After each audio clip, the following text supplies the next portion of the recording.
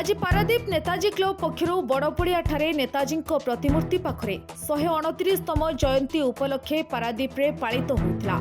एथिरे पारादीप पौर परिषद अध्यक्ष बसंत विश्वाल सहित कलिंग महिला शक्तिर अध्यक्ष मनोरमा खटुआ और नेताजी मेमोरियल ट्रस्ट अध्यक्ष पवित्र मिश्र सह अनेक बुद्धिजीवी उपस्थित रहिथिले।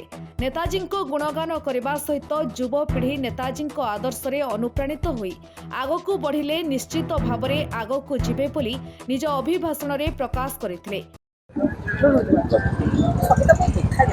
आज आम समस्त भारतीय एक गर्व और गौरवर दिन से विशिष्ट महान जननायक भारत मातार सुपुत्र आम जातिर नेता नेताजी सुभाष चंद्र बोस को जयंती आज से आम समस्ते निजक गौरवान्वित मन करवा उचित। नेताजी मेमोरियल ट्रस्ट पारादीप तरफ आज यह कार्यक्रम पारादीप रे बस स्टाण्ड ठारे नेताजी प्रतिमूर्ति पाखे आरंभ कराइला। पारादीप बहु विशिष्ट वरिष्ठ एवं ज्ञानी मानी लोक मैंने भाग नहीं नेताजी स्मृतिचारण करते जो निष्ठा एवं त्याग आम जाति प्रति आम देश प्रति से विषय स्मृतिचारण कराइला।